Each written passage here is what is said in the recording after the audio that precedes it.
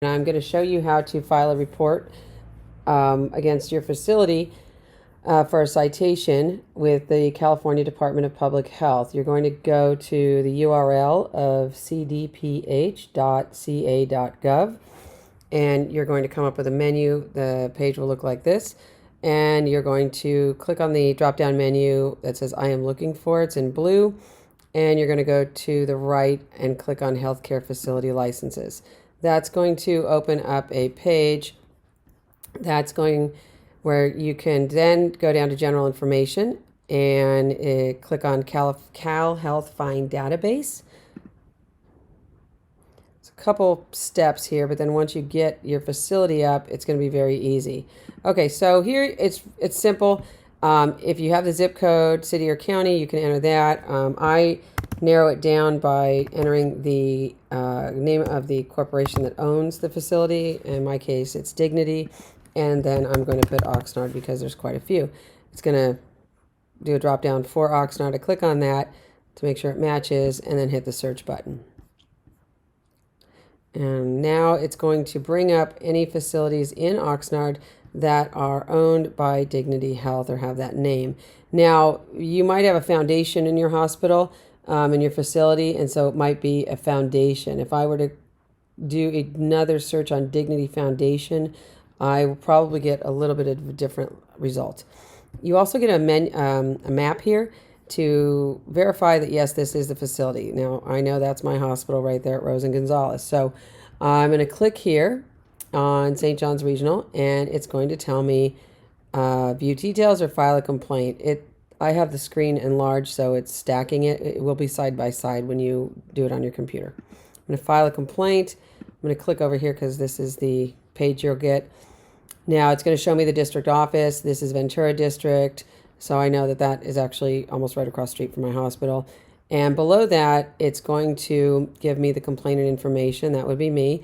So I'm going to enter this information. I have some drop down on my information, but you're going to put your name, email, phone, and your mailing address. Honestly, there is no point in doing an anonymous complaint unless there is such an egregious or publicly known or well-known or something that's reportable that would be so obvious for the investigator to find, where there would already be some investigation going on. However, in the absence of being able to verify that or get more information, which the agents will no doubt want to do, they will just omit the information you've submitted. So please don't waste your time. Make sure you put your name and information on this. If it involves a specific patient, you're going to click yes right here. That's very, very important. Those are mandatory fields because maybe it's an issue that is affecting a department, a unit, not a specific patient. So there's going to be different ways to do that. Also, make sure you put the date and time.